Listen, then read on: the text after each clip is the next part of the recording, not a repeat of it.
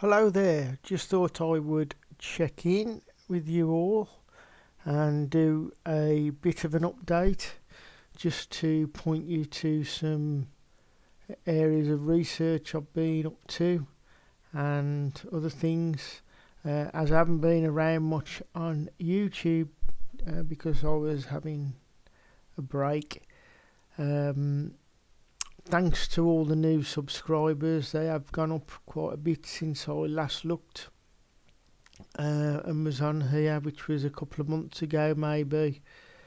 So just to kick off, I'd like to just thank people for subscribing and all my old subscribers who've kept with me. Just to let you all know, I am over at Substack, where I have been doing a little bit of research and putting that out. Plus YouTube, I had a strike on my account, so I haven't really been doing much on YouTube because of, well, you can't really say much on YouTube, so it's pretty pointless for posting much. But I'm going to use YouTube just to point my subscribers to my work elsewhere. So I have, like I say, I've been up to a couple of other things, so I'll just go over to my Substack. Here's the address here for my Substack. You can see it in the About section, by the way, here on YouTube. If you hit that, you can find all my links to all my work. So if you're on my videos page or home page there, you'll see this there where it says 5 more links, but you can just hit the Substack right there. So just to head over to Substack, today I've decided to start posting some of my research on the passengers. I have touched on some of this in previous blogs and articles, and I did a presentation for Matt over at Math Easy Solutions a few months ago. But this article shares some actually moving video footage, so I'm doing a series of articles now concentrating on the passengers, and they're just case files, so it's going to be an individual basis of articles. So just to click on here, which I've posted today, this is just a case file, and we're looking at the Dulles CCTV. Some of this is unreleased and never seen before, which I've managed to get hold of, and which I've sort of do a brief write-up there. And to kick off, I've done Exhibit 1 of my case file, which is Renee May, which was the flight attendant allegedly on Flight 77. Done a source to her profile at the Pentagon, and below here you will see some CCTV footage, which I'll just actually click on just so you can see it moving. This is Rennie May. She's going into the screening area. She's now in the screening area. It pans to the other camera. You can actually see her over here. I have quite a few of people captured at Dulles which have never been seen before, which I'm going to use in the case files analysis, which I'm going to do. Well, case files articles, and do them individually. They're only short because, to be honest, people these days I've found with attention spans, they can't really handle long articles.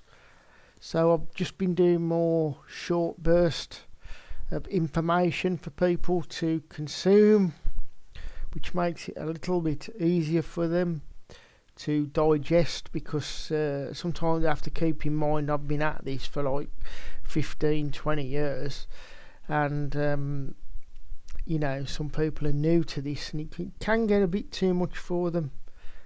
So I do bear that in mind, and I am heading down this because it's just quick for somebody to read quickly. So that was that particular article which I posted this morning. I've got a presentation on there which I've done video as well. I've also posted some of the Jeff Hill phone calls, but this was my other recent area. I was in conversation with Norman of 9/11 Revisionist on the 7th of December. Now, I haven't been able to post this at YouTube because it would get me a strike and cause all sorts of problems. So, and I want to be able to keep in contact with you guys. So this is a conversation. It's about an hour I had with Norman, 9/11 Revisionist, and we touch on a few areas. There's plenty of his links below, by the way. If you just check, I've put all his links in where you can find him. And yeah, so please check out that. That's something else to look for. Like I say, it's only an hour long. There's this here, which is another photograph, although we are now checking out if this has been fabricated in the plane. I tend to believe it wasn't, but somebody's doing some sinister things to try and discredit the video footage and photographs. Seems to be a team of people, which I'm not going to name at the moment, but there's a team of YouTube channels on YouTube, which funny enough YouTube allow to stay on there, showing all sorts of alleged graphic content, which I would be penalised for showing. But these guys seem to just be able to walk between the raindrops. But not just that, they're able to actually upscale videos while taking original video footage down. So what I'm alluding to here is, when you upscale a video, you add artificial frames are generated in between each frame to upscale it, and it's artificially generated the frames in between. Now these are called in-betweeners. Now it also touches on what they call motion interpolation. So when you come to do analysis on these videos, they're not suitable for analysis because they're not close to original standard definition, which was shot back then on 9/11. So, and it causes all sorts of problems and artifacts and digital problems with the type of compression and the processing that goes into upscaling. And what I feel is happening now is the original footage is now being replaced with this, what I would call at least half artificially generated versions of the footage, which makes them absolutely useless for doing any analysis on, which I wouldn't do analysis on YouTube videos anyway. But the point is, it's rewriting video history. When you've got, let's just example this, you have a wing that looks like it can possibly merge over a building, whereas in the original that doesn't happen. But most people will say, oh look, video fakery, CGI glitches, when really it's because of the in-betweener frames that's been artificially generated. And I spoke about this many years ago on my blog, my original blog. But it seems that this team of people are trying to rewrite the video evidence, historical versions of what was captured. So I'll get off my rant box there because it does wind me up a bit. But the individual who's which I've been in touch with, who posted this originally, apparently this person, who I will name eventually when I get my information together, who inserted this plane, apparently, although there's no evidence to show that he's done that, because the actual picture of this picture without the actual plane was actually after this picture come out. So it may be that they're trying to play games with removing the actual plane and saying, oh, there was no plane in it, rather than saying that they've inserted the plane. But I'm still trying to ascertain information on this, but it appears to me that this plane is authentic, and we have a problem here with the missing wing, and I think this is why they've gone after this particular photograph, because it's very damning evidence, this, because it's showing the wing practically invisible, so possibly the projection system playing up, which is a common factor. And we have Les Sweeting video evidence, an eyewitness to the second plane, who said he saw a rocket, which I've posted on my YouTube. So was he observing some type of object for him? It had wings disappearing, which is what we see in various videos. Funny enough, at the same time. So they seem to have gone after this particular photo. So just heading back, I am working on research. Like I say, I shall be doing these case studies with the passengers. I am on Substack posting articles, which you can see here.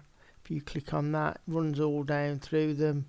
I've posted some new ones, probably since I've been on YouTube, like these here. Can't say that, get struck off. Got some more there about the projection systems. Done more on United 93.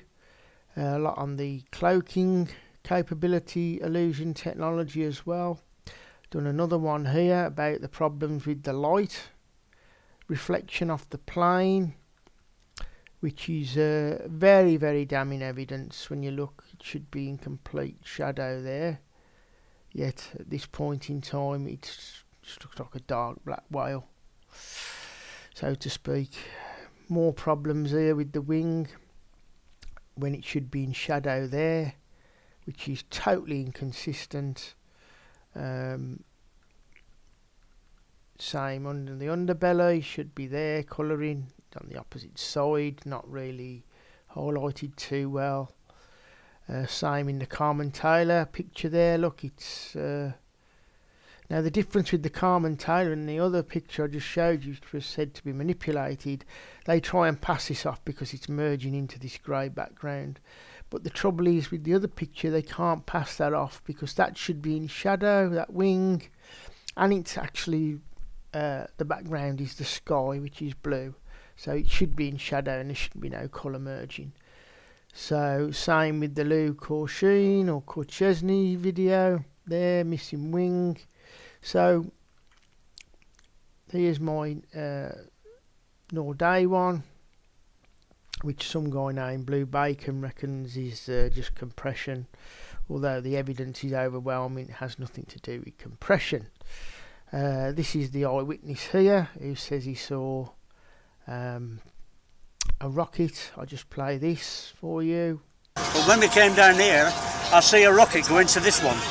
Just watch the rocket drive straight into the centre.